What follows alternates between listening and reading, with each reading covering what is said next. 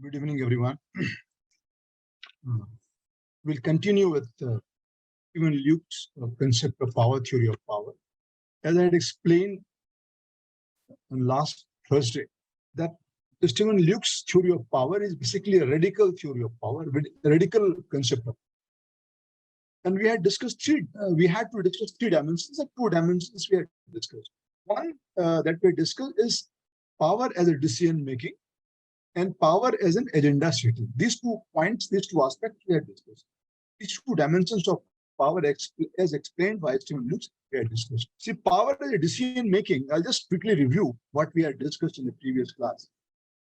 That power as a decision making means when somebody who is possessing power, he is in a position to influence the decision making. And I had given you example that India's decision to stop procuring oil from Iran was because of the American power, because of the US power, and how US power had influenced India's decision. This is what we need to understand. All right. So when a country or when a person is in a situation, is a position to influence. All right. See, another example that we can take about the power as a decision making. Basically, in a situation of conflict, for example, we talked about the Ukraine conflict. Now, the point is the European countries, the NATO countries, and the US, they have been talking about putting a complete ban on import of gas from Russia. We have been listening about that. But what has happened in practice?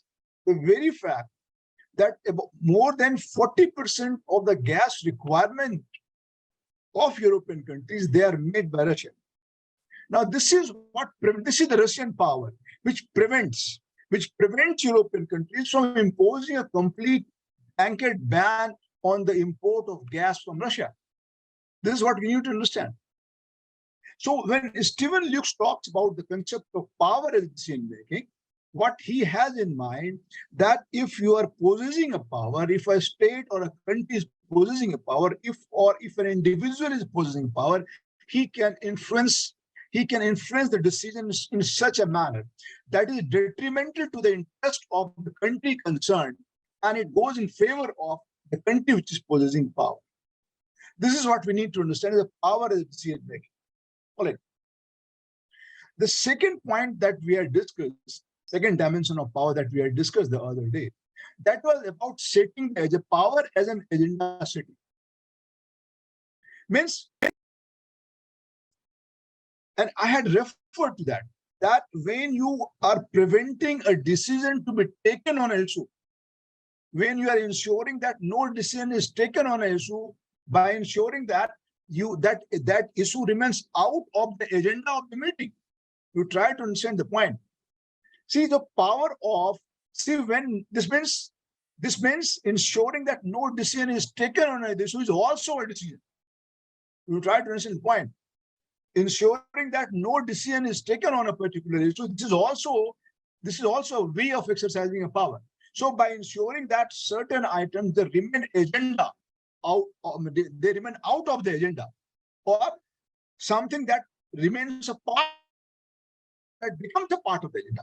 So whether something is a part of the agenda or something is out of the agenda, that is also something which we call is the power.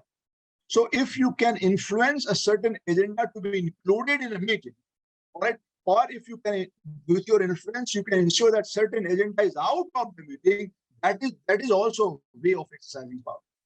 So the 2 dimensions of power we had already discussed the other day, and that was power as a decision making and power as an agenda setting. Right. The third dimension of power that we need to discuss, and the third and the final dimension of power, as explained by Stephen Luke, is power as a control of thought through ideology. When you are in a position to control somebody's thought, when you are in a position to control somebody's thought by making them believe or by making them accept a particular ideology. You try to understand the point. A particular kind of narrative, a particular kind of discourse. If you are able to impose that kind of discourse, if you're able to impose that kind of ideology on the people, so this is also a way, this is also a kind of power. Means, for example, how come Britishers were able to establish the control over Indians over more than 300 years?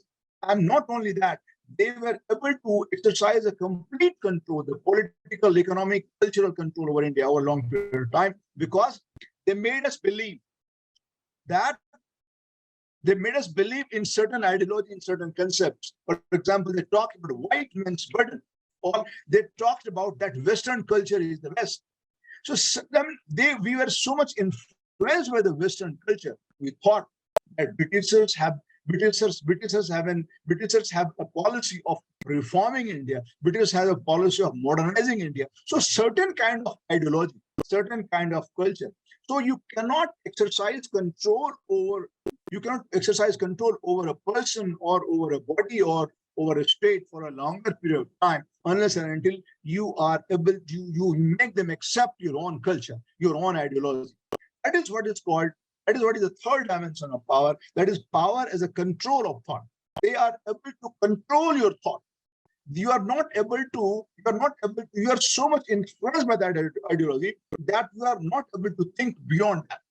So something which is not in your interest, but you think that that's in your interest. That is what is called power of controlling power as control of thought through ideology. All right. So people sometimes act willingly in a way that appears contrary to their interest. See, if you act in a particular way, for example, a particular kind of narrative is being created even in your own country, a particular kind of discourse, so that you are not able to think about inflation. You are not able to think about unemployment, and you think about only one thing, because the party in power is trying to preach a particular kind of ideology of nationalism, that nation is safe in the hands of only one political party, which is currently ruling the country. And that kind of perception, that kind of ideology is perpetuated. All right. So perpetuation of a particular kind of ideology, and people start believing in that kind of ideology, this is also a way of exercising power, because that helps in distracting the attention of the people from the core issues. You are not thinking of the core issues. You are thinking of the issues which is not the core issue. So how that happens? That happens because of ideology. That happens because of particular kind of discourse. That happens because of particular kind of narrative that is being preached. Right. This means those who are powerful, try to understand the point. Those who are powerful, they can transform the powerless in such a manner. You are powerless. The masses are powerless. And who are in power? The people, the elite, they are in power. The ruling class is in power. So when we talk about the third dimension of power, that is as power as a control of thought by preaching a particular ideology, what we have in mind is that those who are powerful, they transform the powerless in such a manner that whatever is desired by the powerful, whatever is desired, whatever is willed by the powerful, they are able to get that job done without using any kind of coercive force. So when you are successfully creating a particular kind of narrative, when you are successfully creating a particular kind of perception based on certain ideology, so this means you don't have to use power, you don't have to use coercive force. All right. So without using coercive force, without using coercive power, without using power as a kind of coercion, you are able to achieve what you wanted to achieve. All right. So this is what is known as the third dimension of power. So if you are asked a question on Stephen Luke's concept of power, we need to talk about just 3 points: power as a decision making, power as an agenda setting, and power as a control of thought to a particular kind of ideology. All right. Now, so if you look into deeply into the theory of Stephen Luke's, all right, we can't call it actually different dimensions of power, even though Stephen Luke calls it a dimension of power. But in fact, if we evaluate, what we can see is it is not actually a dimension of power. It is basically, this can be called a strategy of power, or this can be called by different forms of power. But calling it a different dimensions of power may not be actually correct. So when we evaluate this theory, what we need to write is just a very small paragraph that whatever Stephen Luke has said, it seems to be correct. Is a correct way of explaining the power, but it is a correct way of explaining different forms of power, or it could be also explained, it could also be understood as a tools, different kind of, and when you are saying using power as an agenda setting, when you are using power as a decision making, or when you are using power as a preaching a particular kind of ideology, this could also be explained as a tools or techniques of power, but not actually as a dimension of power. All right. Now, talking about Stephen Luke's theory of power, what we are going to discuss is the most important theory of power, is Michael Foucault's theory of power. And in majority of the cases, you are likely to get a question on Michael Foucault's theory of power. But when we have discussed the concept of power and we have discussed different theories of power, whatever we have discussed so far, by now, your concept of power must be very clear. So it will be easy for you. This theory is slightly complicated, but since I've already prepared a background, so it will not be difficult for you to understand Michael Foucault's theory of power. All right. Michael Foucault is a very critical theorist. Critical theorist means he is analyzing the different theories of power that is given by the elitist theory, pluralist theory, and so on and so forth. And he's coming out with what we call a very critical theory of power. See, what in the background I want to make you understand is, what you need to understand is, this is more about, say, power is more about, when we talk about the power, it is more about the location of power. This is what you need to understand, where actually the power is located. And I want to give you an example. Anything that the head of the government of this country, anything that the Prime Minister wants to get it done, will it be possible for the Prime Minister to get it done? Because he may be very powerful. We are talking that Indian parliamentary form government is gradually switching over to the Prime Ministerial form government. But howsoever powerful the office of the Prime Minister may be, but what you need to understand, Prime Minister needs different centers of power to execute whatever decision has been taken at the top. What we need to understand is, where is actually the power located, from where the power is coming and where the power is going. It is very difficult to determine this. Now, so what we need to understand through the Foucault theory, we will be talking about the location of power, because power is not located where you think it is located. Power is not located where you think it is located. Power is somewhere else. This is what you need to understand. So there are various centers of power. So power is a diffuse kind of concept. Power is not there where you think it is. So that is why I said that at the macro level, we may think that the parliament is the most powerful institution in the country because it is a lawmaking body. But you try to understand, if the law passed by the parliament, if the parliament is dependent on so many institutions to execute the law, to implement the law, what is passed by the parliament. This means parliament is not the only place where you can find the power. This is what we need to understand. So we need to understand where actually the power is located. So we have to understand power not only from the macro point of view, we have to understand power from the micro point of view. From the micro point of view, where actually the power is located. Right. So if I just give you a background, let us try to understand what Foucault has to say. All right. I'll be going very slowly, slowly in the sense that so that you are able to actually understand, because this is the most important. This is the most important theory from this topic. All right. A very attractive theory, a very thought-provoking theory. a theory which is widely debated from the theory camp in the early 1960s, and from 60s till now, it is widely debated. All right. Let us first try to understand what was the period of Michael Foucault.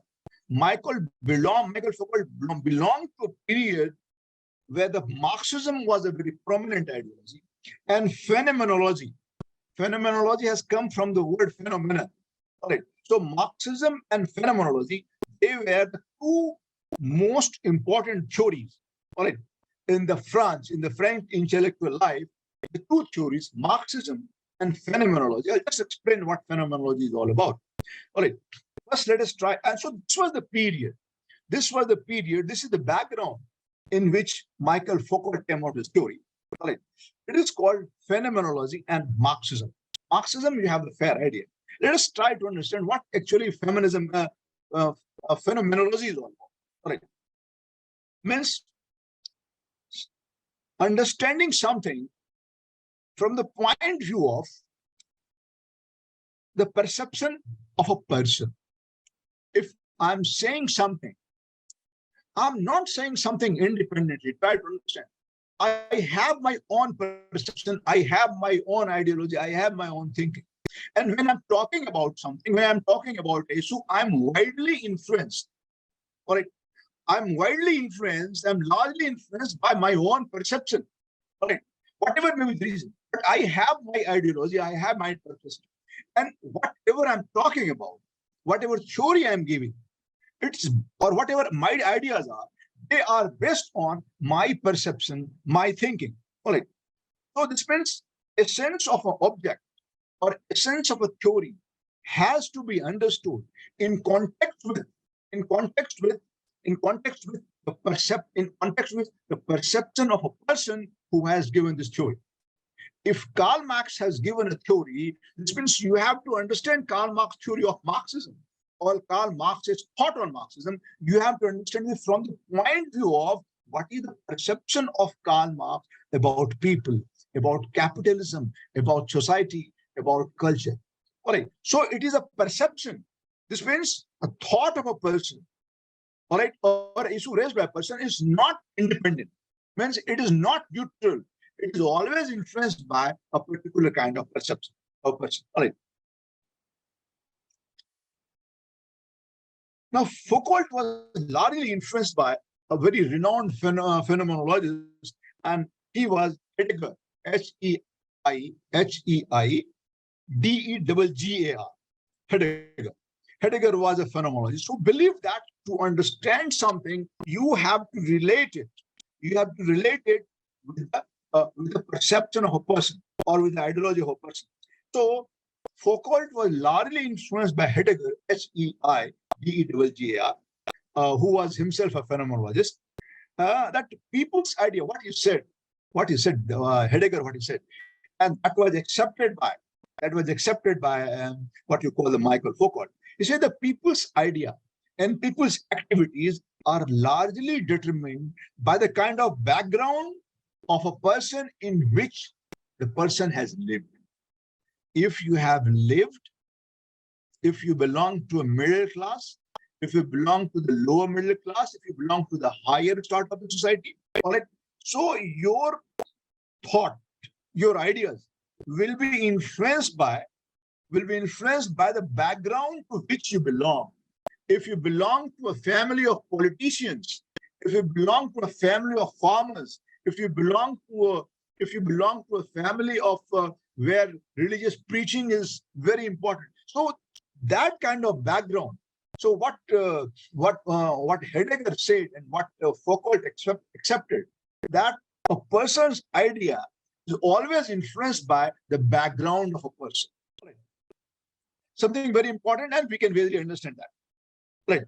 So without recognizing the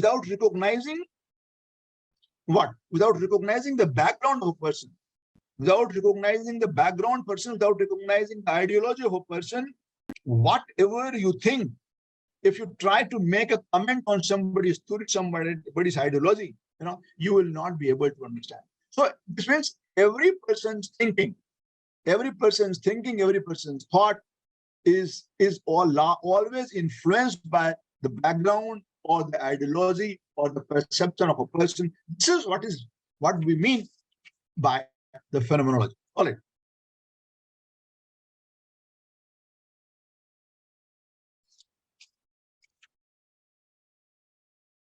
Another important point. Power is relational. What Michael Foucault accepted is the fact that power is relational. The power has to be seen in relation to something. For example, when you talk about the events, when you talk about the ideas, when you talk about the activities, they do not have any meaning in themselves. See, my idea, my activity will not have any meaning. What are your ideas? What are your activities? What are your thoughts? They are absolutely do not have any meaning in themselves. Why they do not have a meaning in them itself? Because they will make sense only when they are related to certain events, ideas, and activities. Means you have to understand the event in context of certain event. You have to understand the idea in context of certain idea. You have to understand the activity in context of certain activities. All right. So what I'm trying to say is that something comes out of something. Try to understand the point. Something comes out of something, and something doesn't come out of nothing. Try to understand the point. Something comes out of something. And when you want to understand something, you have to understand it in relation to something. Try to understand. Honesty has to be understood in context of dishonesty. Power has to be understood in context of, in relation to the absence of power. Democracy has to be understood in context of its relationship with dictatorship. All right. Rights have to be understood in context of its relationship duties. This means everything, every event, every idea that we come across is always a relational concept, and it has always to be understood in relation to something. Right? And without looking into the relationship, you cannot understand the subject. You cannot understand an event, you cannot understand a subject. So this is a very important point. Right? So something will make sense only when they are understood in relation to something. Honesty will be clear only when you see honesty in relation to dishonesty. Right? Corruption will be understood only in relation to the absence of corruption. Try to understand the point. So everything that you see, everything that you come across has to be understood in context of its relationship with something. That is why I say it is relational. Every concept, every idea, including power, is relational. All right. Now, another important point. What Michael Foucault has accepted and is very clear about that people are not really free to think and act. People are not free to think and act. Why they are not free to think and act? Because what Michael Foucault is saying is that their ideas and their activities, they are produced by certain kind of structure. The social structure, the political structure, the cultural structure. If you are born, for example, somebody having taken birth in a family which is very poor, right? So his ideas will be influenced by that kind of structure, that kind of social structure. Somebody who has taken birth in a family where affluency is there. So if you are born in an affluent family, your thoughts and ideas will always be influenced by that. So this means you are not free to think independently. Your ideas, your activities are always produced by the social, political, and cultural and economic structure to which you belong. Right. So if you live in a particular kind of socio-political, economic, and the cultural structure, those structures, they influence your ideas, they influence your thought. All right.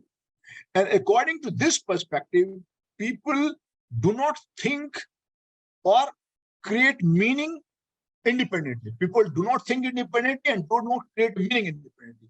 All right. So what is important for us to understand is that people speak through the structures to which they belong. When they come out with an idea, it is basically not their own idea. It is basically the idea of the structure to which they belong. That is what we need to understand. All right. Now, let us try to understand before we come to discuss going in more details about this so-called theory. That first, let us find out what is Michael Foucault's analysis of the power in medieval society, and then we'll come to the power in the modern society. What Michael Foucault has analyzed. See, the analysis done by the Michael Foucault about the power during the medieval period, what he's saying is that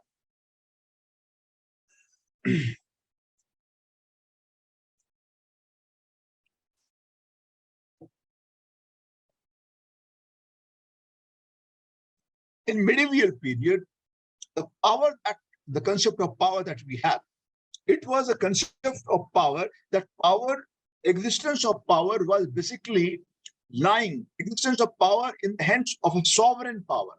If you talk this, in that context, I referred about the Hobbes and thought. Where is the power? Power lies in the sovereign. We have already studied that.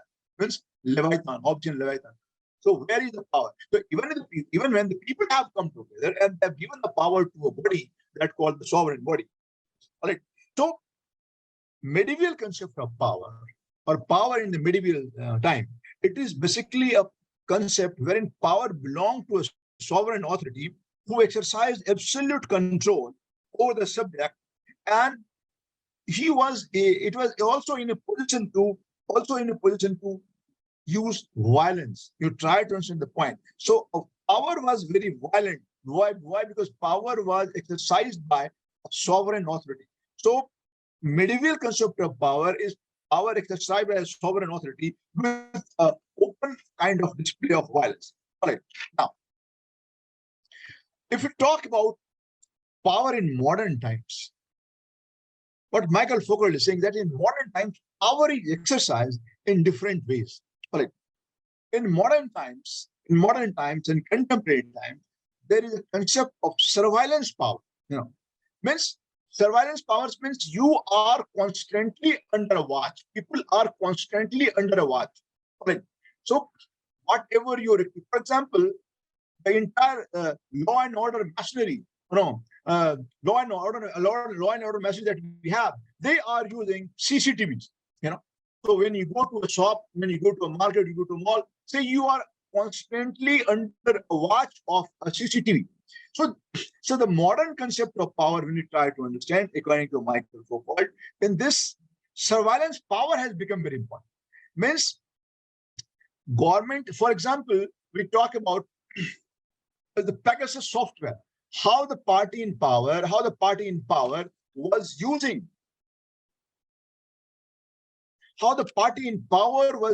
this Pegasus software to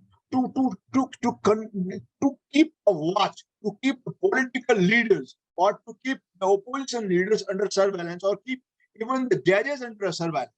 So what we need to understand in the modern concept of power is power in the form of surveillance power. All right. So, and this type of power is constantly exercised over the people. All right. So what do you call it? Surveillance power. All right. Now,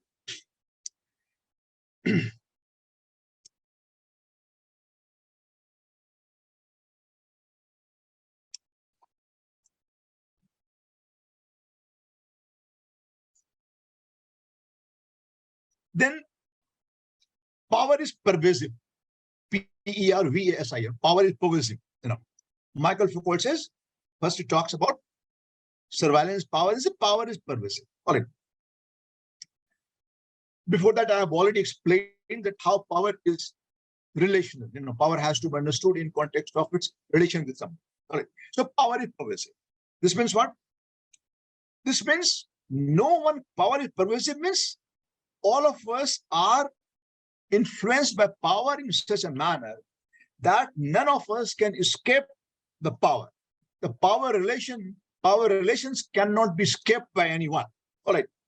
Because to act in defiance, when you are defying power, when you are defying power or when you are acting against the power. If you are disobeying the authorities, then also you are acting within the power. No, why you are acting within the power? You are not acting against it. Means not obeying the law doesn't mean that you are acting against the power. Why? Because again, there would be certain laws, there would be certain rules and regulations, and you will be caught under that for disobeying the law, for not obeying the law, and the penalty would be imposed on you within the ambit of that power. So under no circumstance, even when you oppose the power, even when you defy the authorities, even when you defy the power, even in that case, you are not acting against the power. You are acting within the power because the action can be taken against you. All right. So don't say that you are, if you are not obeying the law of the authorities, or if you are defying the power, if you are defying the authorities, you are acting against this law. No, you are not acting against the law. You are acting within the law. All right. So means you cannot escape the power relation. The relationship between you and the state, the relationship between you and the authority is what we call is the relational, is the relational power. And nobody can escape. So even by defying the authorities, you are not acting against the power. You are not acting against the power, but you are acting within the power, because within the ambit of power, action will be taken against you. All right. So this means if you want to escape power, Michael Foucault began clarifying, if you, in order to escape from power, one would have to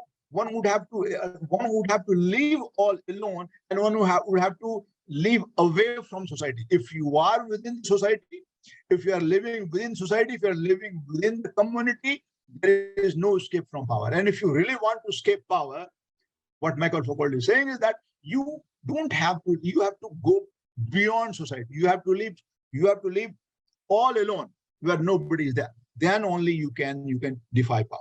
All right.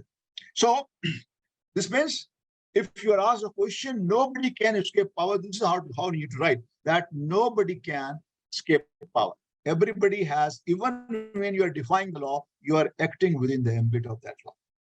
Now, another important point means there cannot be any kind of interaction between the individuals outside power. If there is an interaction between you and me, this is also based on a kind of power, the knowledge power which I have, and I'm exercising that power with me.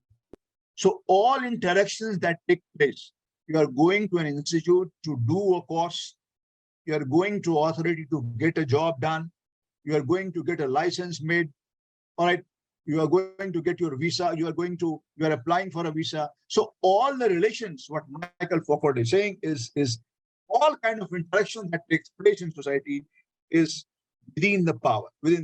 All right. So there cannot be any interaction when you are going to a shop to buy the product. Again, there is a power relation, because the person who's possessing that kind of power, he is having the goods, is having the product, and he's selling it to you. That is also a kind of power. We try to understand.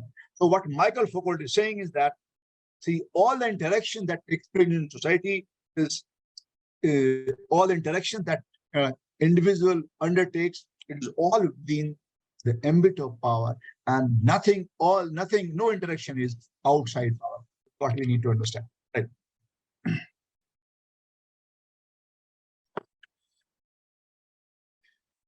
Another important point. When Michael Foucault is saying the power is all pervasive, it is available everywhere. All relations are power-based relations. What he's trying to explain is that power is not something which can be acquired. Power is not something which can be seized. All right. Power is not something that is acquired, that can be acquired, seized, or that can be shared, because it is always present. All right. Because it is ever present in the environment in which human beings live as a subject. So try to understand the point. Power is something power is not something which can be acquired or possessed or shared, because it is already ever present. So wherever you go, it is already ever present, All right. When I interact with you, the power is present. When you go to a shopkeeper to buy a product, the power is already there. When you are going to get a license made, the power is already there. So power is not something which can be acquired. It is already present there in the environment in which you live or in which human beings live as a subject. Right. Therefore, a new concept of power has been given by Michael Foucault. So the traditional concept of power is power as understanding power as a ruthless kind of domination, a domination of weak by the strong. So usually when we try to understand a power in a traditional manner, what we have in mind is that somebody is exercising, somebody who is having power, right? And because of the power that he possesses, he's trying to dominate over the other person. All right. So power is not just, so when we understand Michael Foucault's concept of power, power is not just domination of strong over the weak. It is not that. Power is something more. Power, what Michael Foucault said, power is very productive kind of person. Power is very productive. Now, my power, your power, a scientist's power, a philosopher's power. All right. So anybody's power is very productive. Right? So basically, why it is productive? Because power helps you in giving something, in making a contribution towards society. Power helps you. It's a very productive kind of concept. All right. Power helps you in making a very productive contribution to the society. All right. See, when you try to enhance the capability of a person, when you are empowering a person through education or through vocational training, you are enhancing the capability of a person. This means power is very productive. So power is something which is very productive. So Michael Foucault, what he has done, he has tried to replace the negative concept of power with a very productive concept. What is negative concept of power? Negative concept of power is all about dominating somebody, all about exploiting someone, all about exercising preponderance of power. All right. So strong exercising power over the weak. All right. Exploiters exercising power over the exploited. You try to understand this point. So Michael Foucault goes beyond that concept, and he has tried to replace the negative concept of power with the productive concept of power. Right. And he says, this is the reality and this is the truth of power. This is the reality of power and this is the truth of power. So basically what we need to understand that Michael Foucault has given a new interpretation of the concept of power. Till now, the power in the traditional sense of power. In fact, in fact, Michael Foucault, if I can tell you, is a postmodernist. So if you ask a question about the postmodernist concept of power, it is the Michael Foucault theory of power. So Michael Foucault theory of power goes beyond the modern theory of power. All right. So when we talk about the elitist theory of power, when we talk about the pluralist theory of power, right?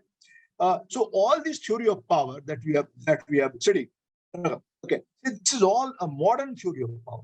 But Michael Foucault theory of power is called postmodernist theory.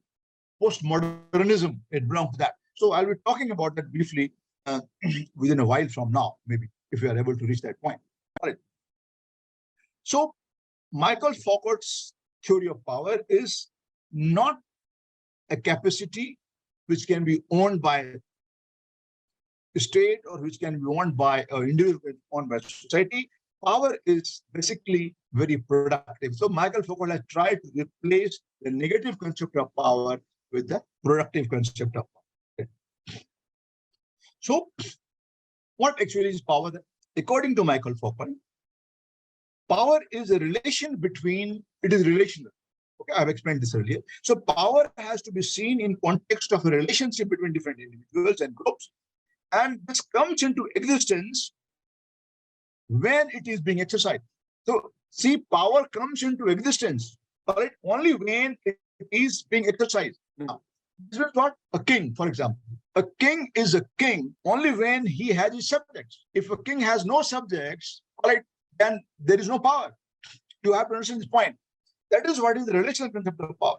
So power comes into existence only when it is being exercised. Right? Only when being exercised means it is only when a king is exercising power over his subjects. Only at that point of time, only at that point of time, the power comes into existence. Right? This means power is basically a relational concept, and it refers to a relationship between individuals or between the groups or between individuals or between groups of it. Power has to be understood according to Michael Foucault in context of a relationship between individuals or the group of individuals. All right, now let us try to understand how he has differentiated, how he has distinguished his idea of power. How Michael Foucault's idea of power is different from the all existing idea of power. How he does that. First, Michael Foucault, what he has done, he has criticized, he has been very critical of all the power, all the existing power models. Right? Means, what was the existing power model? Existing power model that was there when Michael Foucault came into the scene. At that point of time, power was always seen in context of the state.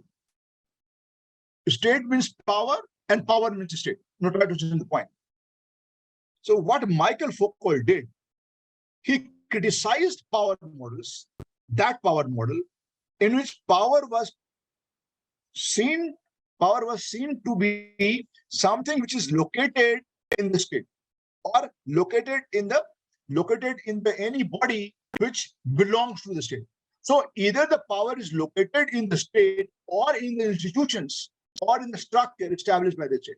So power was, when the Michael Foucault came to the scene, so state was supposed to be someone which was holding the power. So either the state, so this model of power which was there at that point of time, when Michael Foucault arrived on the scene, it was a state model of power. So power was either in the state or in the institutions established by the state, right?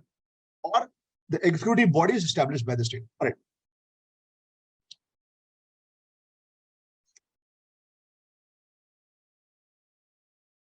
Now, Michael Foucault. So when you talk about state power, you're talking about the macro concept of power. You're talking about the macro concept of power. Power belongs to the state at the macro level. So what I have told you in my introduction is that Michael Foucault is trying to study the actual location of power. So when you look into the, when you go to study the actual location of power, so this means basically is trying to give a micro dimension of power where actually the power is located. That is the point which you need to understand. All right. Now,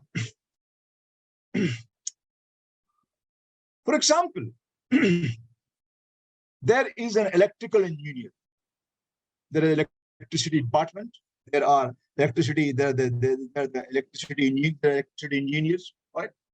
And below the electricity engineers, there are the electricians. There are the assistants. There are the electricians. Now, do you think it is possible? Do you think that it is possible for an electrical engineer to get a job done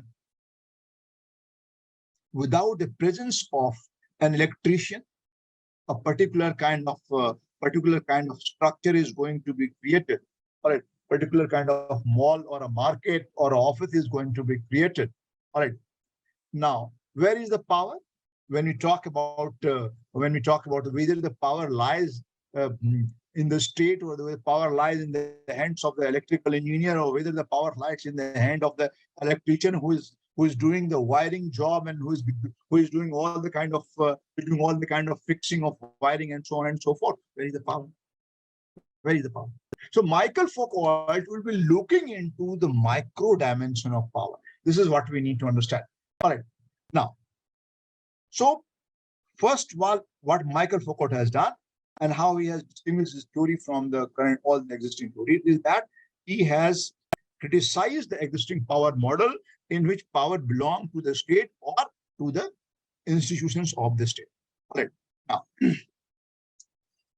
Now, Now, Foucault has given an example, beautiful example he has given. He talks about the military service. Now, military service, Michael Foucault says, can only be enforced if every individual is tied to the whole network of relationship. See, there are various kind of relationships. There is a relation in the state, in the society.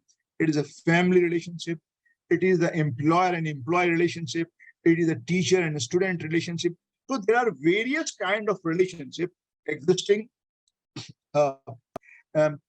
existing in the state. All right. So somebody who has been given a military training, try to understand the point. Somebody who has been given a military training, or somebody who is hired for a military service, right? It is not possible for a person who is hired for a military service to look into, to try to understand, to provide a service, or to become to become a military person, or to become a military man, in the absence of all the kind of relationship. Do you think military service is possible without family? Do you think military service is possible without the relationship between the employers and the employed, or in the absence of a teacher? So if he has undergone a military training, there must have been a teacher who must have taught him something, who must have provided him the training. All right. So there are various institutions, there are various social institutions, and a person has been reached to the level of military service. All right. And where he has reached to a level where he is now able to offer his services. Not try to understand the point. That would not have been possible in the absence of a different kind of relationship. All right. Means, when you talk about what Michael Foucault is saying, state is merely a configuration of multiple power relations. You try to understand the point. It's a very deep theory. What he's saying is that the state is merely a configuration of a various kind of multiple power relation. Means, multiple power relations means what? Now, let me give you an example. A relationship between the family. Within the family, there are parents and there are the children. A relationship is there. All right. Now, again, go to the school. There is a relationship between teacher and the students. Again, when you go to higher authorities, okay, go to higher authority. Somebody is an employer and somebody is an employee. So there are, what Michael Foucault is saying is that different kind of relationship, multiple relationship exist in society. All right. And the state is nothing but a configuration of a multiple relationship.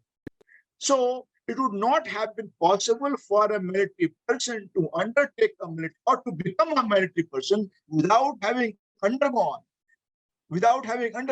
a different kind of relationship. So this means power is there everywhere. The power is there within the family, power is there within an education institution, and power is there within an organization of which you are an employee. So at different levels, there are a power relationship. And it would not have been possible for a military person to become a military person without having undergone a different kind of power relationship. All right.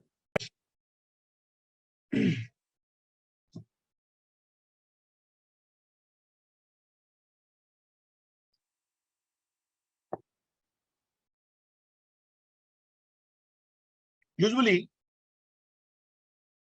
power does not simply mean what Michael Foucault is saying. Power does not simply mean saying no. No, you are telling me something to do, and I'm saying no. I mean, normally under normal circumstances, what we will think is that I'm saying no because I have a power to say no. Michael Foucault would not agree with that. What he's saying is that power is not simply saying no, or it is not simply an instrument of oppression. That somebody who is having a power, he is exercising power over somebody. It's not simply an instrument of domination. So what Michael Foucault is saying that power is not simply saying no to someone because you are holding power. You are saying no. All right, say it is not that. Michael Foucault saying power is not simply saying no to someone, or power is not simply an instrument of operation. All right, what he's trying to say. Let me use a quotation to quote Michael Foucault, right here said. He wrote a book. The title of the book was The History of Sexuality, Volume 1. This book has another volume, Volume 2 also there. So in his book, The History of Sexuality, Volume 1, what he's saying? He says, power could be anything. If power was never anything but repressive, say it is not like that. Power is not repressive, not simply repressive, right?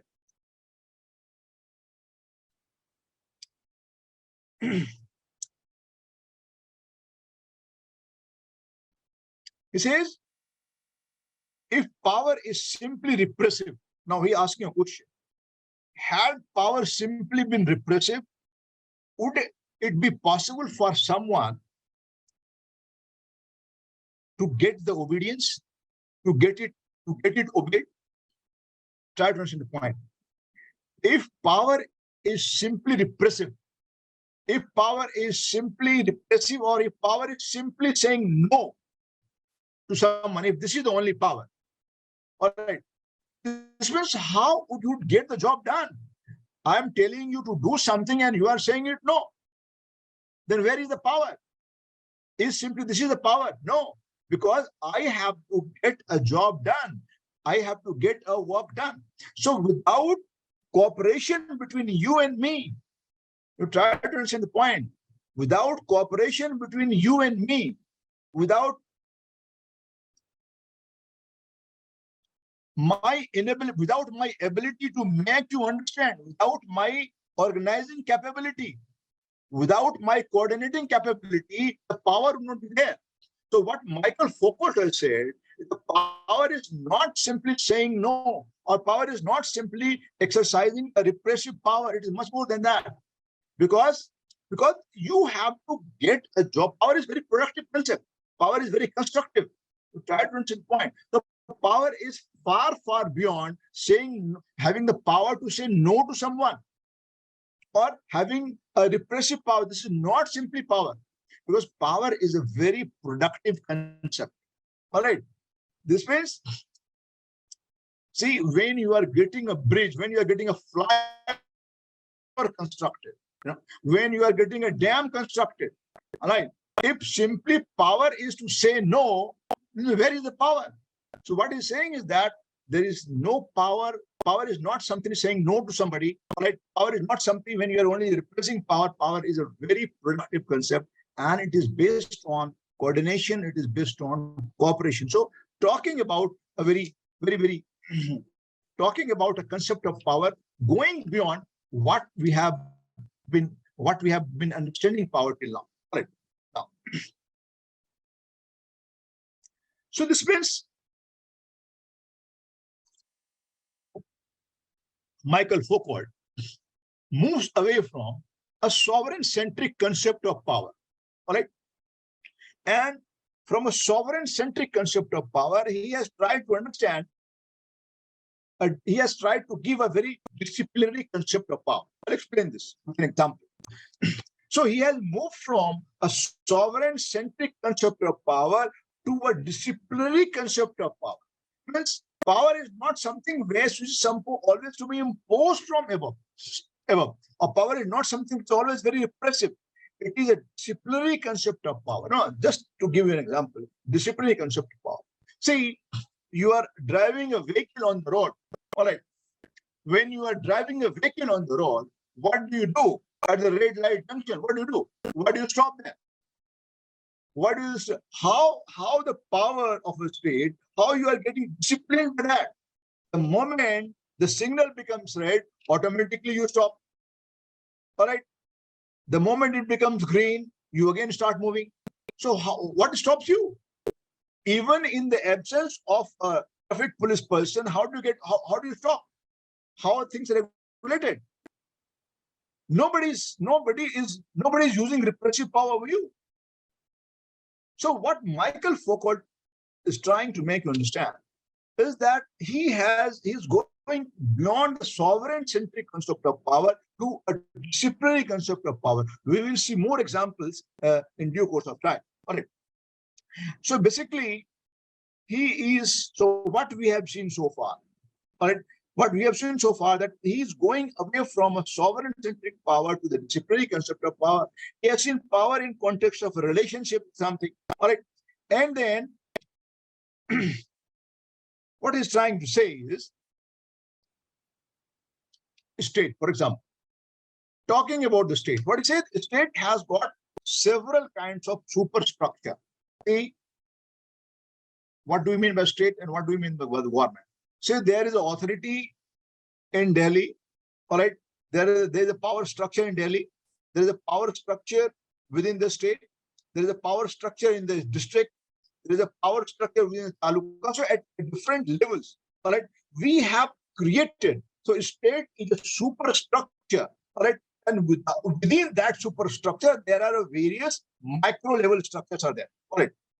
So power has to be seen in context of, the power is rooted in the multiple relations. This is the point which you need to understand. So state is superstructure, and within that superstructure, there are various institutions, there are multiple power relationships, all right? And what he's trying to explain, he is trying to explain the codification of different levels of power, codification of power at different levels. Power at the level of center, power at the level of state, power at the level of district, power at the level of taluka, power at the level of local self-government. So at different levels, we have power. All right. And it is all what power is. There is a codification of power at different levels. Right. And without this power relationship, if you look, that is why I said in the beginning, it will not be possible for a parliament to implement its laws or to implement its policies without the cooperation from a different power relation that is existing from top to bottom. You know, try to understand the point. So there are a power relationship at multiple levels. All right. And power has to be, that is why I said, it will not be possible for a prime minister, however powerful prime minister may be, but prime minister cannot get a job done on his own. He has to be dependent on the different institutions of power, or different structures of power that is lying below the state. All right, that is lying within the state. All right.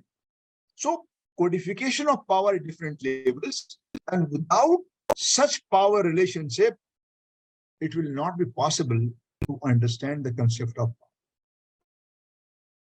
power. So basically, what Michael Foucault wants us to understand, the point is very clear, that existence of multiple power organisms or existence of multiple power relationships. All right, there are a multiple power relationships. All right. Now, basically, what he has done, he's breaking the power into small at small level. So we call it, this is also known as reductionist concept of power. No, reductionist concept of power is at the top, and from top it is coming down.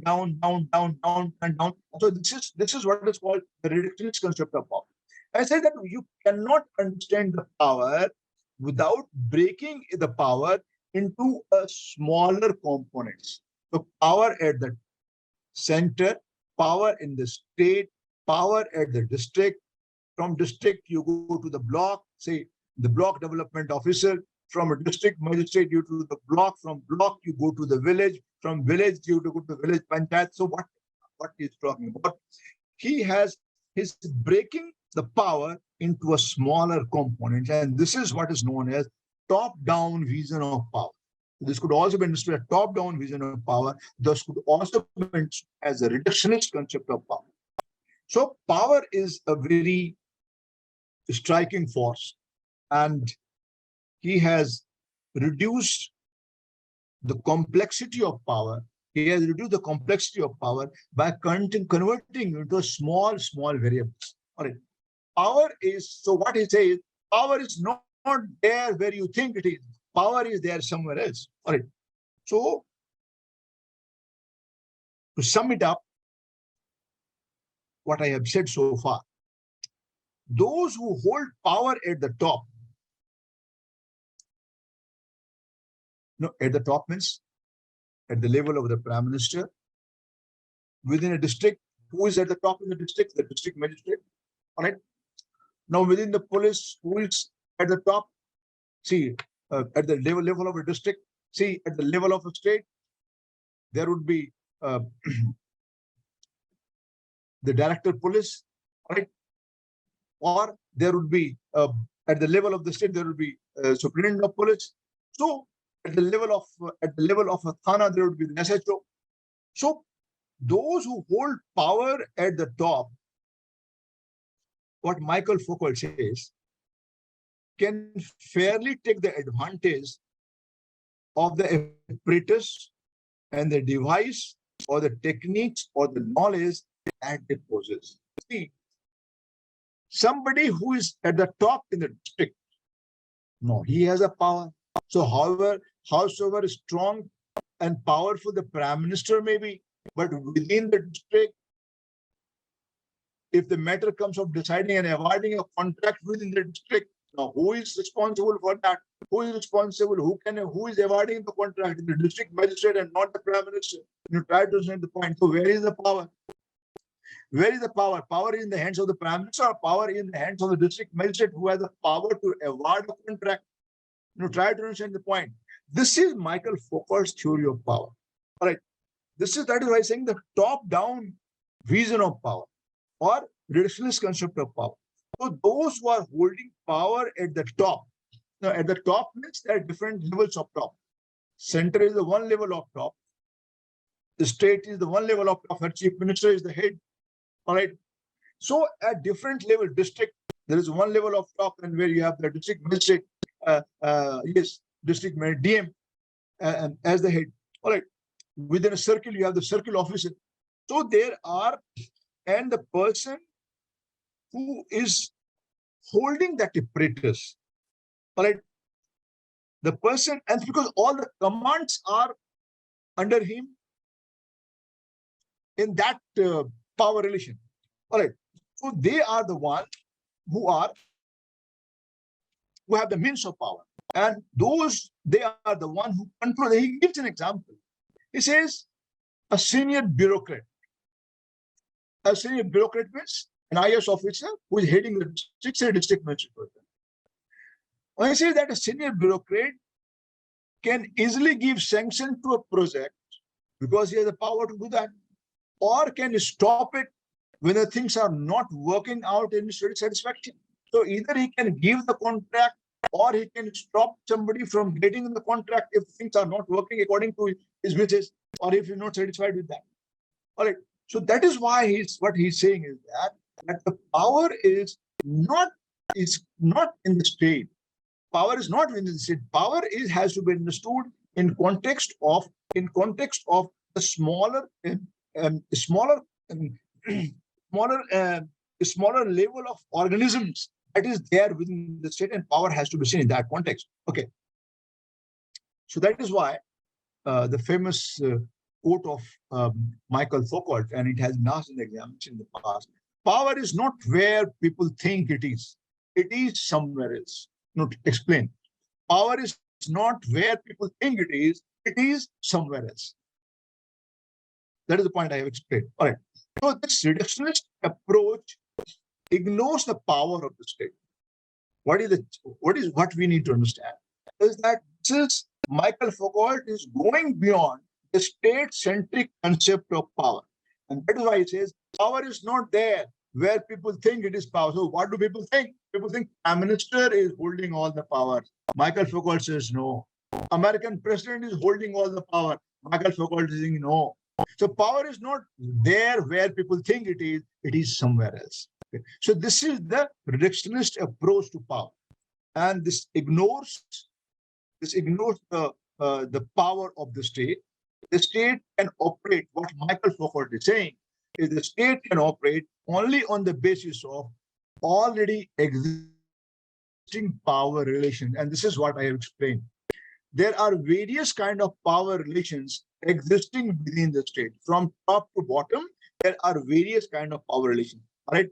And the state can operate. The state can operate. Do you think it is possible for the center to operate power on its own without the presence of a district magistrate? Do you think it is possible for the central government to exercise all its power in the absence of a block development officer who's holding a power at the level of the block? The answer is no, according to Michael Foucault. So the state, what Michael Foucault is saying, the state can operate only on the basis of already existing power relations. And there are different power relations from top to bottom. And that has to be understood. Okay. This means to understand the real nature of power, Michael Foucault says that to understand the real nature of power, one has to move away from the sovereign-centric concept of power.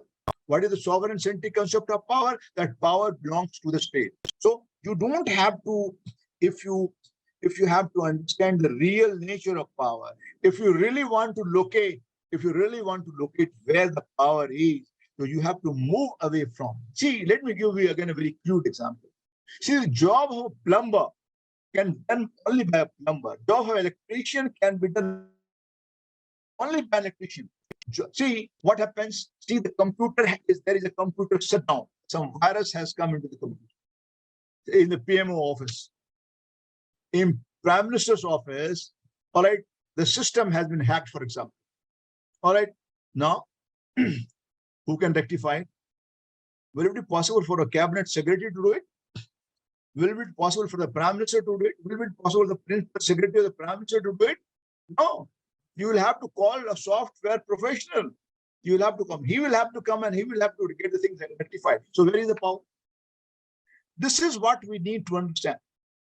So Michael Foucault says, to understand the real nature of power, one has to move away from sovereign base of power, or we have to move away from the state-centric concept of power and must focus our attention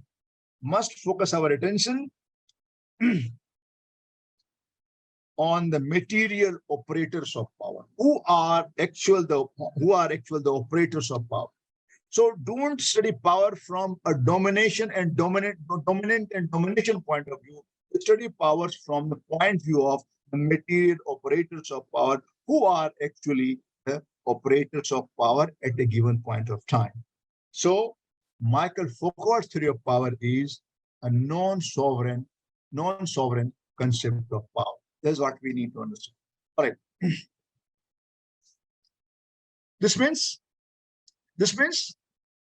when we had I just tried to explain the Hobbesian concept of Leviathan. So you have to move away from that. Michael Foucault says, if you want to understand the concept of power, you must avoid Leviathan in the study of power. No, what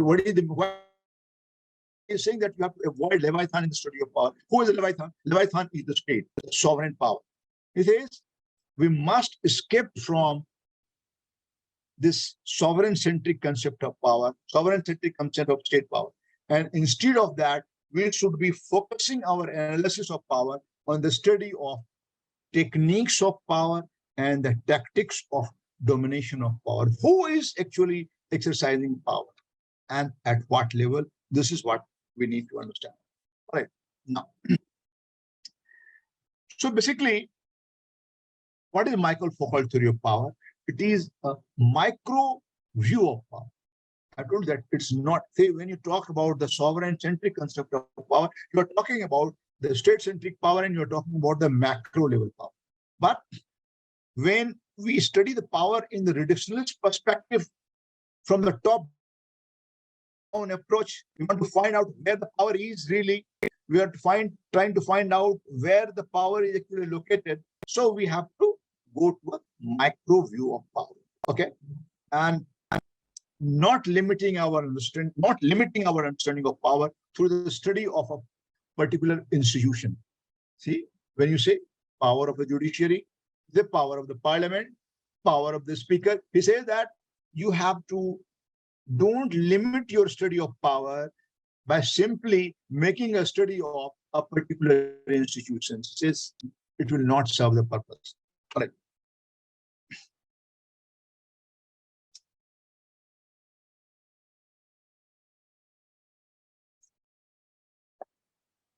Why? Because power is not unidirectional. Unidirectional means power comes from one source and coming down. You know, power is not unidirectional. Power is multidirectional. All right. And it comes from different sources and it goes in different sources. It comes from different areas and go to different areas. So power is not unidirectional, power is multidirectional. All right. Now, then he's talking about he's trying to find out relationship. He's talking about knowledge-based concept of power. You try to understand what he has said. Knowledge is power and power is knowledge. Let me explain this concept. There is a connection between knowledge and power. What is the meaning of knowledge? See, knowledge means a particular kind of discourse. Knowledge means particular kind of narrative. All right. And the most dominant discourse, all right, will shape the power. Power will always be shaped by a dominant discourse. The dominant discourse means people believing in something.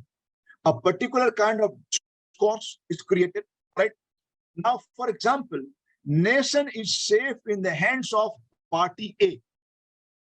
This is a discourse. So, this is because the person who is holding the power is using his knowledge.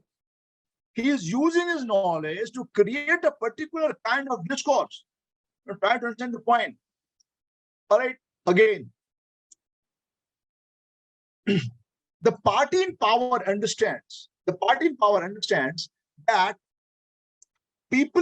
what people want. They have a knowledge that why they come out with the populist policies, all right? Why they come out with the freebies, all right? Why they want to give free electricity, why they want to give free water. No, why do they want to give that? So they have developed a particular kind of knowledge that how can people be influenced? How can people's vote be on? All right.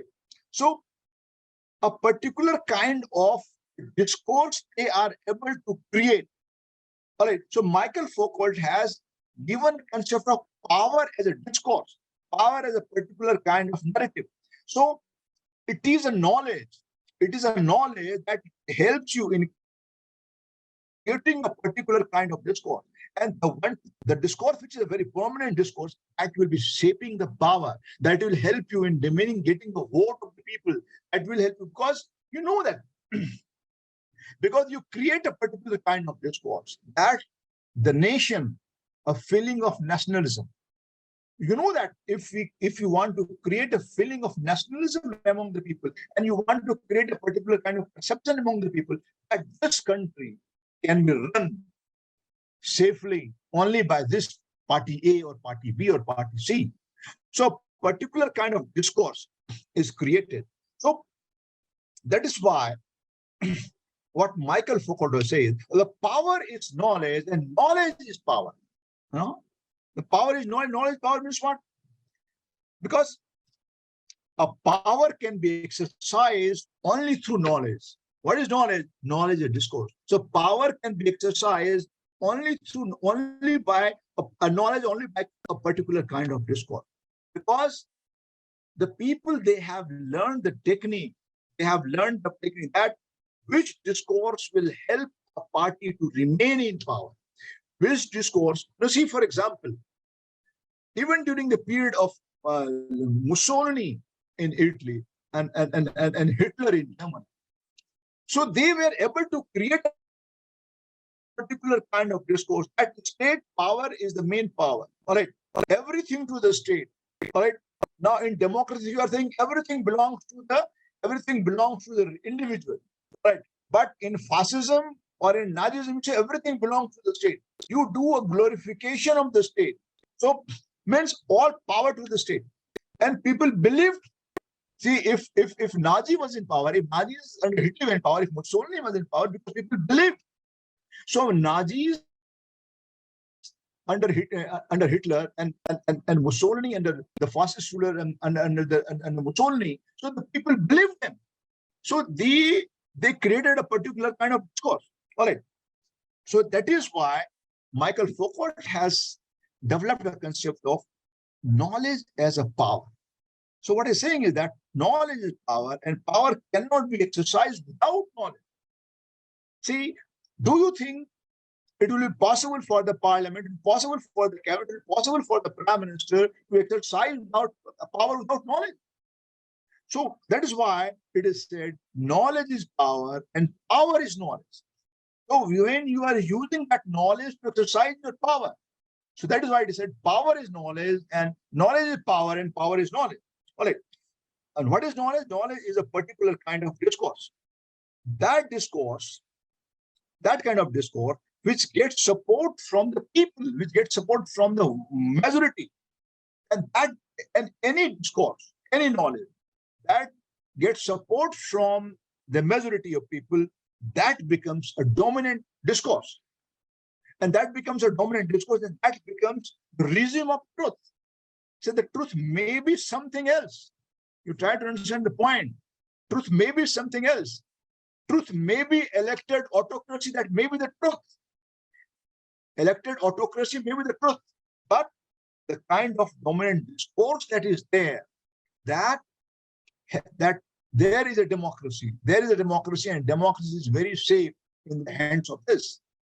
So holding election after every 5 years and making people believe that democracy is there.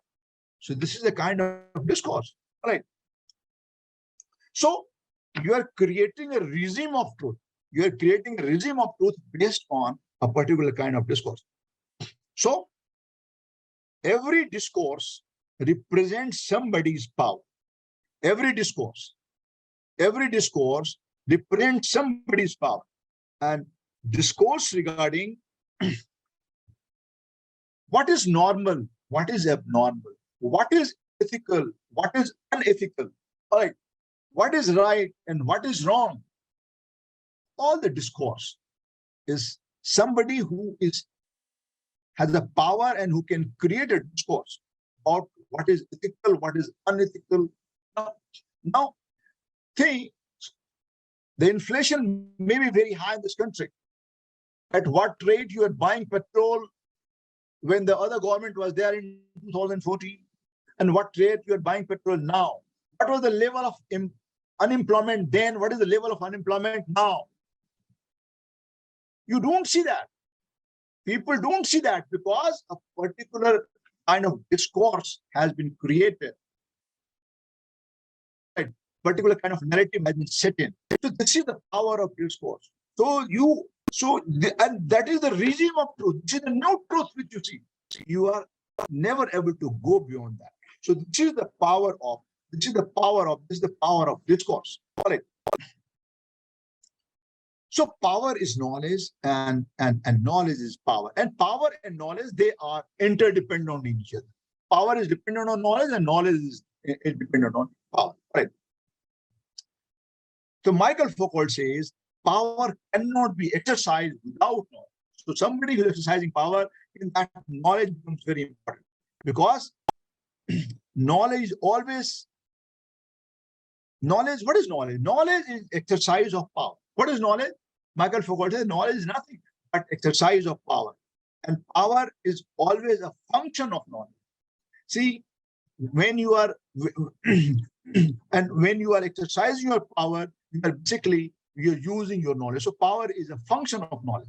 So power is not coercive. Power is very productive, and power is based on a particular kind of discourse. Then again, Michael Foucault says power is productive. I told you how power is productive. He says power is something which gives individual an identity.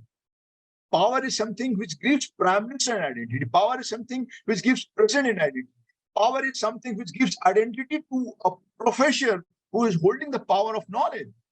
All right. power is something which gives identity to the students. Because you are a student, you are making a study. So you also have a kind of power. So power is something which gives identity to a person. Engineer, he is getting an identity because of the power of knowledge. So power is productive, and power is something which gives an identity to the individual. Right.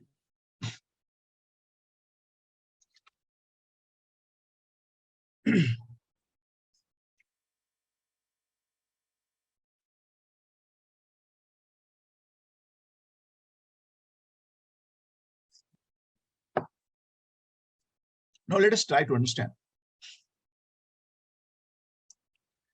In some more detail, disciplinary concept of power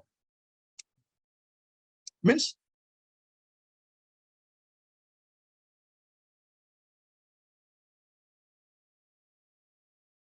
disciplinary concept of power is a concept of power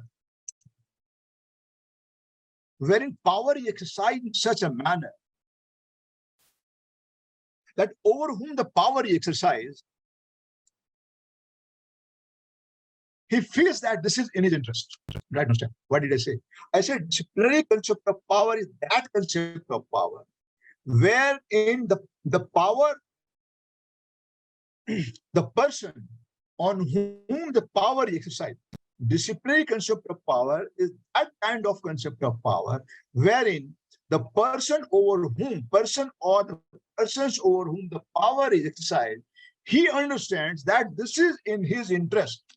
However, it may not be in his interest, it may be in the interest of the society. You know, try to understand the point. Michael Foucault is saying disciplinary concept of that concept of power wherein the person over whom the power is exercised, he thinks that it's in his interest, but actually this is in the interest of the society. And I would give you the same example. All right, the traffic light. All right, so or the power that is given to the licensing authority. All right, those who are issuing the license, driving license. Now try to understand the point. So you think, why are you stopping at the red light, or why do you always carry a driving license with you?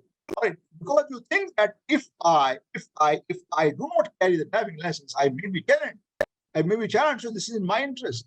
All right. Now you are being disciplined by red light signal. All right. You do not cross. Now why? Because you think if I cross, this will be I may have to pay fine. Right. So you are being disciplined. All right. This is a discipline concept of power. But Michael Foucault says you think that this is in your own interest, but actually this is in the interest of society. Why? Because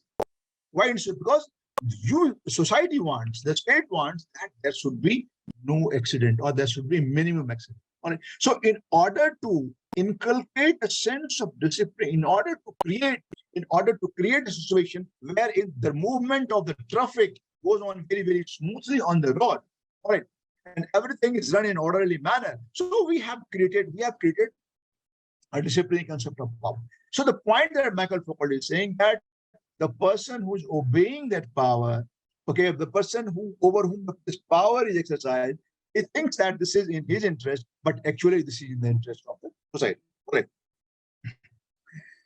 Now, he gives beautiful examples in his book. Yet another book, in which he has given his disciplinary concept of power. The title of the book is Discipline and Punish.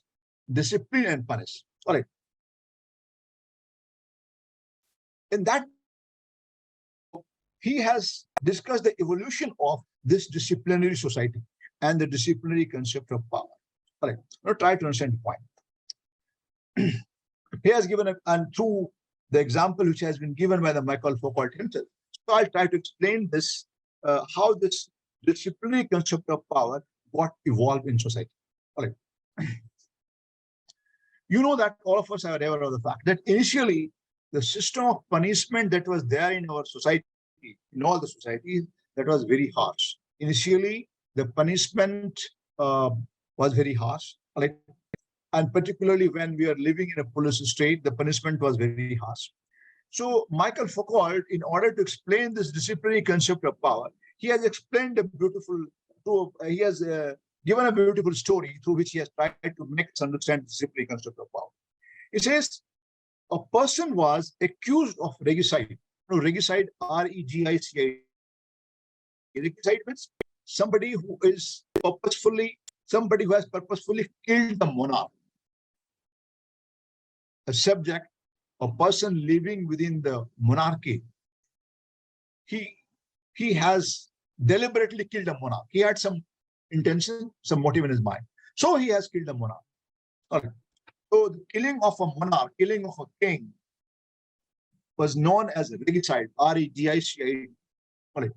Now, so this is the story narrated by Michael Foucault. It says a person was accused of a regicide and he is giving a punishment, and he's giving a punishment in the presence of the public. Now, initially in the old period, there is the people were given punishment in order to ensure that everybody sees what is the kind of punishment that is given for a particular kind of crime. So nobody would dare to commit that crime. All right.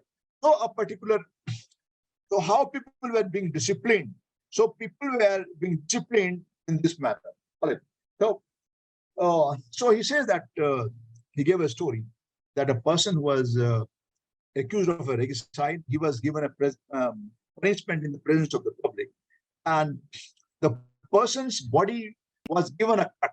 So the person's body was given a different multiple cuts on his body. The person who had committed the crime, the regicide, his body was given hundreds of cuts, and salt were sprinkled on his body in order to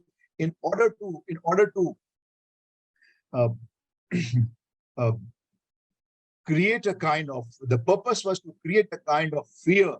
The purpose was to create a particular kind of terror and fear in the minds of the public. So the person who had committed the crime, his body was given hundreds of cuts, and over that body, the salts were sprinkled. All right. Now, this kind of punishment which was there, basically is trying to explain how this disciplinary concept of power evolved.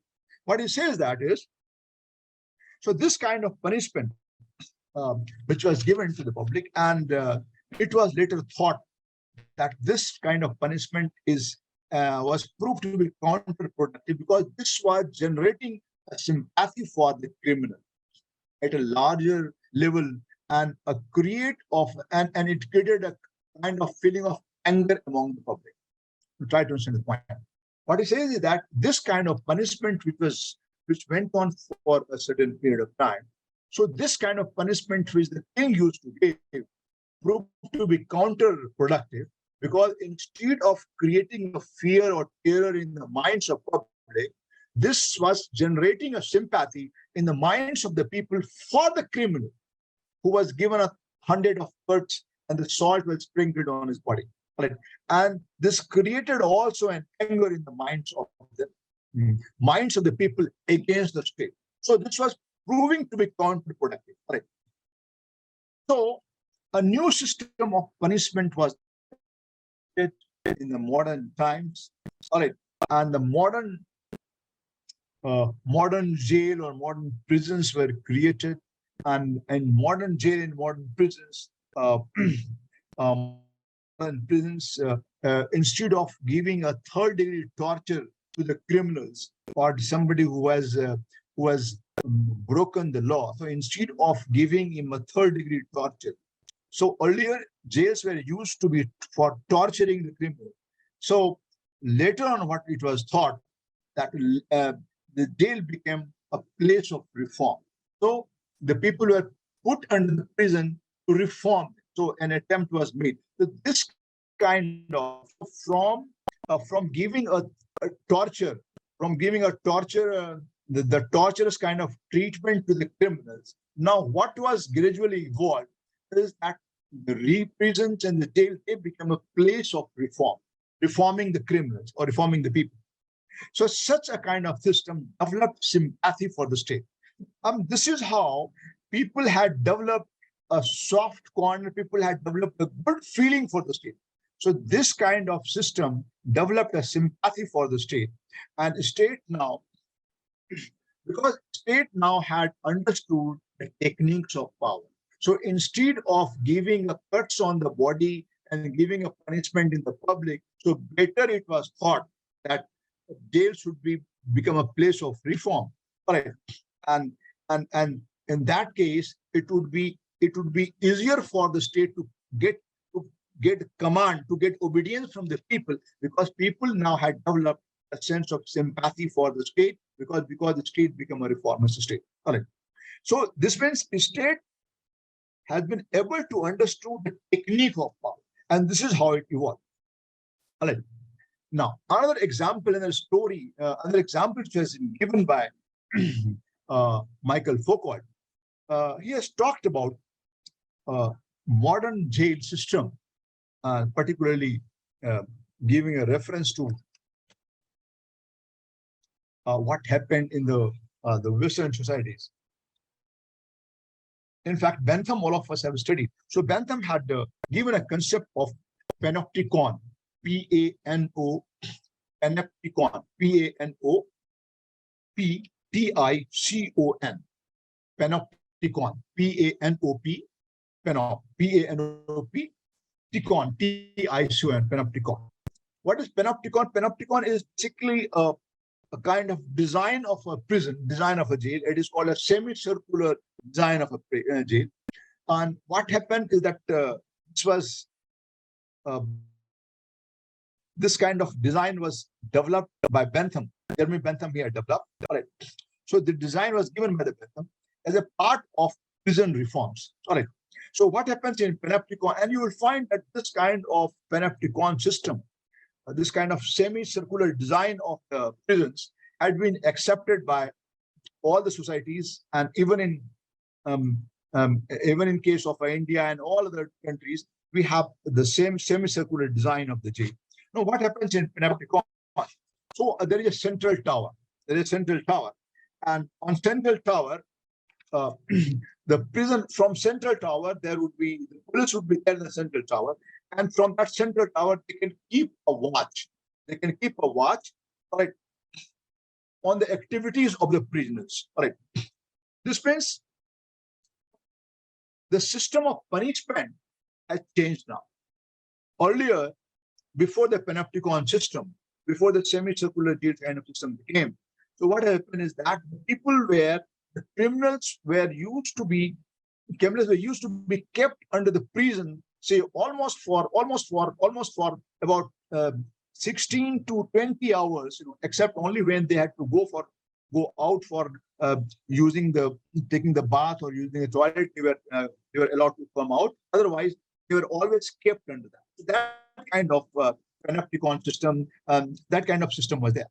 So what Michael Foucault says, in this new kind of panopticon system, now a central tower is created in that semicircular design of the jail, and the authorities can keep a watch. So now it is not essential for prisoners to be kept always inside the prison. Now they can move freely within the four walls of the prison. They can move freely within the four walls of the prison. So the only thing is that they know, all the prisoners know that they are being watched from the tower, from the central tower, they are getting watched. So they will not try to do any kind of mischief, because they know that they are being watched by something. This means a new kind of punishment system has come. The system of punishment has changed now. Now the prisoners are not kept all the time under the prison. They are allowed to move freely within the four walls of the prison. They can move freely, all right? And even when policeman may not be attached to earlier the policeman used to be attached. So every jail, every prison had a policeman who used to keep a watch on the prison. So even without getting watched, without controlled by a policeman, right, the prisoners, they keep themselves disciplined. They keep themselves disciplined because they fear that somebody is watching them from the central tower. Right. So this kind of, so that is why I said, when you are using CCTVs, when you are using CCTVs on the traffic signals, or when you are using CCTVs on the flyovers, so if you are over speeding, so the camera will catch you. Nobody is present there. Only the camera is present, and you know. So you will not try to overspeed your vehicle, because you know that you are constantly under the watch of a CCTV camera. Or the prisoners in a jail, they always know they are under the constant watch of from the central tower. All right. So they are keeping themselves disciplined. All right. So this kind of concept of power, what Michael Foucault says, is the disciplinary concept of power. All right. So you know that you would not be overspeed. You would not be, if you overspeed your vehicle. So the camera will catch your picture. All right, and you will be canned, and you will have to pay the fine. So this is what makes you follow the discipline norms. So this is what is known as the disciplinary concept of power, which has been given by Michael Foucault. All right. Now, what comes out of this disciplinary concept of power? Michael Foucault says this is the governed mentality. So always you want to be governed. You try to understand. This creates a governed mentality among the people. So what is the outcome? What is the implication of disciplinary concept of power? The implication of disciplinary concept of power is that it successfully creates a governed mentality among the people. So people would be always governed by a particular kind of law. All right. So, and you would not like to disobey the law. You would not like to overspeed your vehicle, or you would not like to cross the red light, because of a governed mentality that automatically is created within you. All right. What Michael Foucault is saying is that the society in which we all live, it says the society is also like a panopticon. So he compares panopticon of a jail. So in jail there is a panopticon. A similar kind of panopticon is there in the society. Michael Foucault says the society is also like a panopticon. We are all prisoners outside the panopticon. We are all prisoners. Why? Because why you are all prisoners? Because we are. He said that we are all prisoners outside, outside or inside the prison. So whether you are inside the prison or whether you are outside, if you are inside the prison, the panopticon is the running path. And society is, see, we are in, when we are living in society, this is also a kind of panopticon, but we are outside the prison. That is the only difference. All right. And we automatically develop ability to govern ourselves. Governing ourselves means what? Following the traffic law, obeying the traffic law. All right. Whatever laws have been made by the state, say section 144 is there, you cannot assemble there. So whatever law have been made by the state, you automatically develop the ability to govern yourself. All right.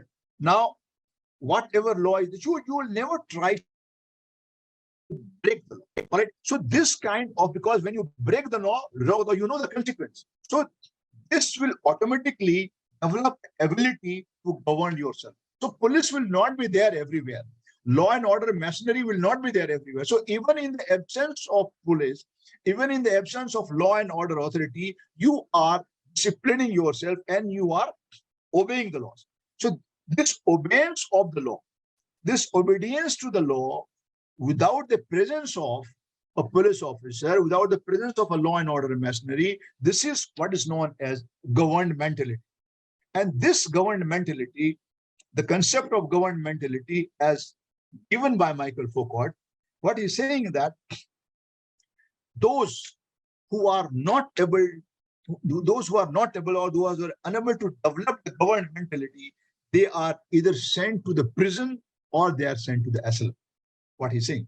Say, if you do not have the governed mentality, if you do not develop the governed mentality, if you are disobeying the law, if you are not obeying the law, this means you have not developed the governed mentality. And if you have not governed the mentality, you will be sent to the prison. So this is the concept of governed mentality as has been explained by Michael Foucault. We are now coming to the concluding aspect of Michael Foucault, but implications we discussed. Yet another concept of power that has been given by dimension of power that has been given to Michael Foucault. He calls it a biopower. So we have talked about the sports power, we have talked about the disciplinary power. Now we are talking about the biopower. What is the biopower? Bio means biology. Now try to understand biopower.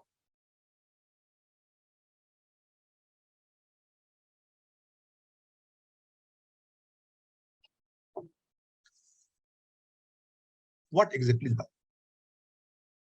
Now, if I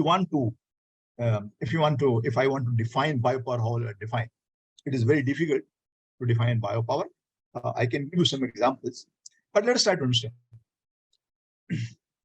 Biopower is basically concerned with the strategies made by the government. Biopower is basically a strategy made by the government. And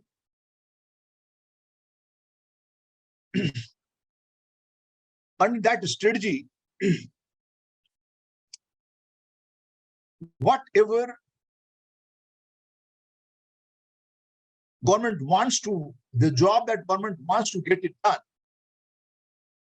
they are getting it done in the guise of improving the welfare of the individual. Try to understand the point. So they are making you do something. All right. They are making you do something. The point which I discussed earlier, and that is what is called biopower, is that they are making you do something. Government is making you do something in the guise of, in the garb of, that this is in the interest of the welfare of the individual. So why you are doing that? Because you think that it is in the welfare of the individual. Let us try to understand. Let us go into some detail, more detail. What happened is that as the society became bigger and bigger, right, the state became quite big in terms of area, in terms of population. Now it was not possible for the state to keep a watch on the people all the time. Now I try to understand. See, the other day I was giving an example. Any vehicle which you with the people in China, any Chinese citizen, when they're buying a vehicle, right? Now every vehicle is tagged with a particular kind of equipment, a particular kind of instrument, wherein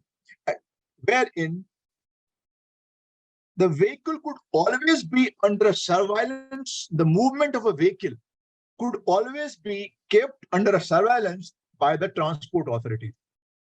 Means, where a particular kind of vehicle, the person who is the owner of the vehicle, if he's taking a vehicle from one place to another, so government is keeping a tab even on the movement of the vehicle. You don't try to understand. So this is how government is keeping a check on you. So the people, they know it, but they think that, so government is keeping a tab on the movement of a vehicle in China, but the people, they have accepted it because they think that whenever I'm in crisis, I would be needing a help. So government authorities could immediately come to my assistance. So that kind of feeling has been created.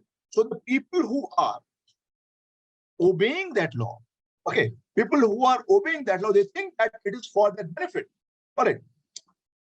But actually, the government is keeping a tab on you. But they have created a particular kind of garb.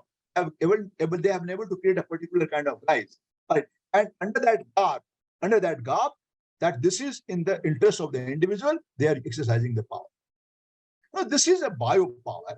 So Michael Foucault says, as societies became bigger and bigger, it was not possible for the state to keep a watch on all the time. So state has learned the economy of power. And that economy of, because instead of always, if you want to keep a watch on the people all the time, then you will have to have so many police forces you will have to put. So there will be no economy of power. So state has learned the economic of power, and state has adopted the technique of biopower. Now, biopower, what is biopower? Michael Foucault says biopower represents state's ability to discipline human bodies. That is why we call it a biopower, biology. So the state is able to discipline the human body. Means they are able to control you. They are able to control your movements. They are able to control your action, what you should be doing and what you should not be doing. You try to understand what you should be doing and what you should not be doing. This means they are able to discipline your body, and this is called biopower. When they can prevent you from doing something, or when they can make you do something, when they can prevent you from doing something, or when they can make you do something, this is what Michael Foucault says is the biopower. Right. So state has developed a biopower. The biopower is nothing but the state's ability to discipline human bodies, and the state has developed. So this, you have to understand the things in relation to each other. So whether we talk of the governed mentality and whether we talk of the biopower or whether we talk of a discourse. So what Michael Foucault is saying is that the state has been able to develop the governed mentality. The state has been able to develop a biopower through the discourse. That this what discourse? So they have been able to develop a governed mentality. I've already explained governed mentality, what it is. So state has been able to develop a governed mentality, and state has been able to develop a biopower through a discourse. They have created a particular kind of discourse. What is good for you and what is not good for you, what you should be doing and what you should not be doing. A particular kind of discourse has been created. So this discourse has helped government in creating a governed mentality and in creating a biopower. All right. The Michael Foucault has again given an example. He has given an example of capitalism. How capitalism has been able to perpetuate itself. Because he says that a particular kind of discourse has been perpetuated on capitalism.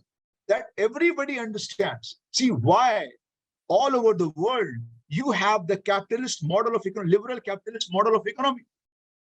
Even China is following a liberal capitalist model of economy. Even the communist countries are following a liberal capitalist model of economy. All right. Even developing countries like India, they are following liberal capitalist model of economy. So how come liberal capitalist economic model has become a model, has become the most acceptable model of economy in the world? Whether it's a developed country or a developing country, whether it is a democratic society or a communist society, in every society, this liberal capitalist economic model has been accepted as the most suitable model of economy. Why? Because Michael Foucault says, because this is because of a discourse on capitalism, that this capitalist economic model is the best model. This free trade model is the best model. This capitalist economic model, which creates a market economy model, which is the best model. So this is a kind of discourse. So everybody is following that because of a particular kind of discourse. So Michael Foucault says, those persons who could not discipline themselves according to this capitalist economic model, say you have to make yourself fit for that model. And those who cannot discipline themselves or who cannot discipline their bodies according to this requirements of the capitalist model of economy, those who are not able to do that, they would be considered. So those who are able to do that, they would be considered as a normal person, and those who are not able to do that, they would be considered as a mad person or the abnormal person. All right. So what is that? Survival for the fittest. Herbert Spencer had given a slogan, survival for, what is the capitalist economic model? Survival for the fittest. See, you need to, if you can produce a quality, if you can produce a quality product at a reasonable price, right? It's the market model of economy. So if you want, if you need to, there's a need for you to make yourself capable of surviving in this model. So either you survive, and if you are not survived, okay, so you will be crushed. So either you survive, or those who are not able to survive, they would automatically be perished. This is what Harold Spencer had said. So this kind of narrative, this kind of discourse. So if you can fit into this model, Michael Foucault said, if you can fit into this model, you are a normal person. And if you cannot fit in this model, you ought to be considered as a mad person. So whether you are a normal person or whether you are a mad person, right, that would be dependent upon whether you have been able to develop yourself according to this model or not. Correct.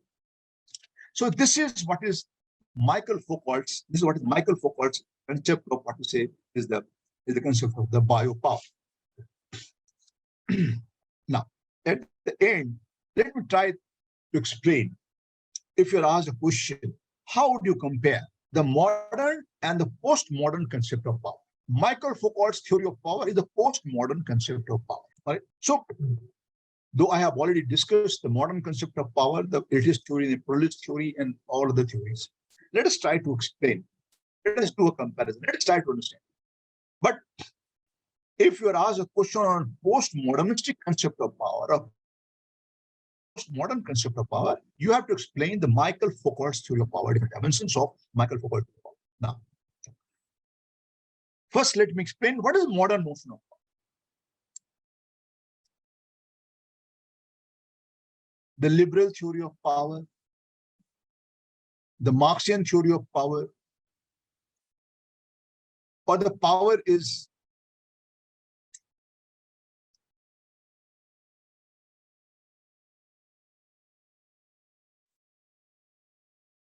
something which is based on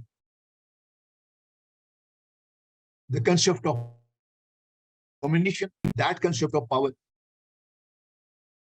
So A is exercising power would be because A is more powerful in terms of relationship between A and B. A is more powerful. So A is exercising control over B. All this concept of power is the modern concept of power. Again, the macro perspective of power, that power belongs at the level of state, at the level of society, or in Marxian context, at the level of class. So all this concept of power, the macro perspective of power is again the modern concept of power. So the modern concept of power is like a pyramid, where the power resides at the top, at the state level. All right. So power is at the top, and from the top it comes to different institutions, right? Within the state, economic institutions, the social institutions. So power is like a pyramid, where power lies at the top, and from top it comes to the bottom. That concept of power is also the modern concept of. The modern concept of power is basically repressive concept of power.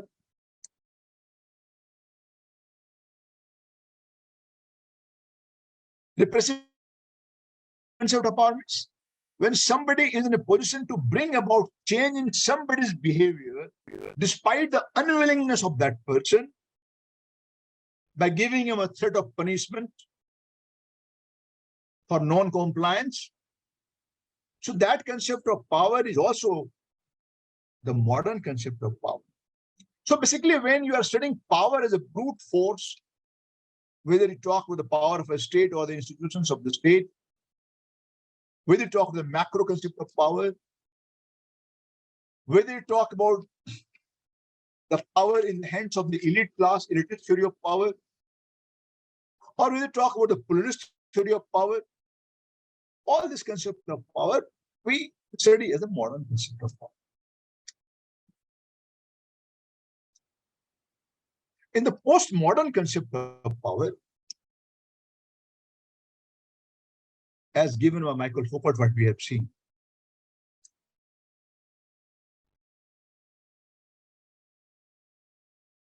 it goes beyond the binary relationship between rulers and ruled. between haves and the have-nots.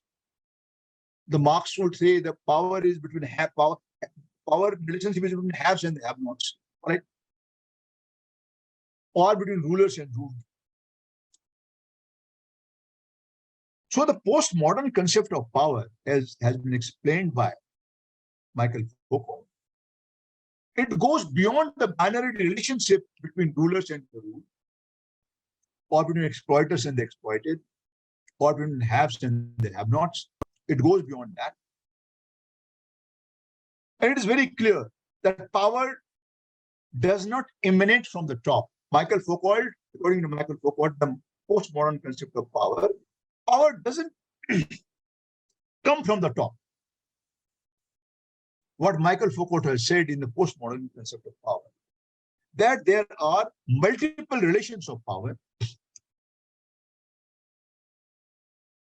and power has to be seen at the local and micro level, and power is never static. So when you talk about the modern concept of power, state-centric concept of power, this means power is static. But Michael Foucault says power is not static. All right, power is very dynamic. All right, so power is something which is not static, which is very dynamic, and it is lying at the micro level. That is the postmodern concept of power. All right. So basically, Michael Foucault, in the postmodern concept of power, has developed a micro perspective of power. He has tried to look power into the local bodies, into the individual choices. Means power is coming from different sources. What Michael Foucault, his power is coming from different sources. And here it is like a capillary flowing through the system like blood. So see how there is circulation of blood, within the body, and blood passes through the veins, through the entire body. So Michael Foucault says, similarly, power is flowing in the system like a blood. All right. And it is not possessed by anyone, and there is no dominant agent. Instead, power is distributed in a very complex manner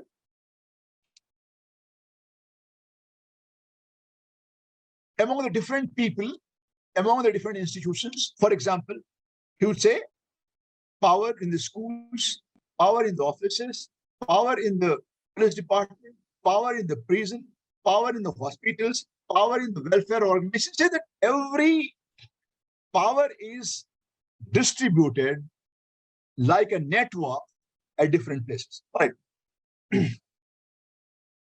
So the postmodern concept of power, as has been explained by Michael Foucault, is a very productive concept of power. It's not a very regressive concept of power.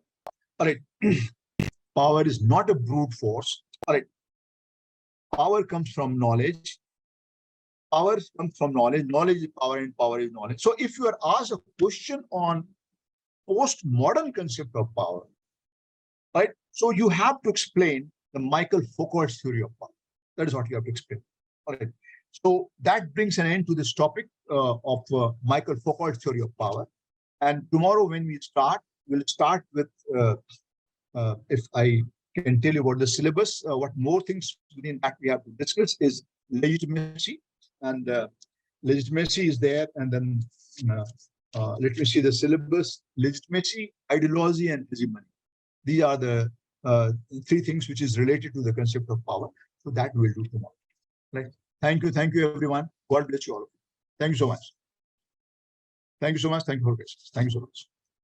God bless you.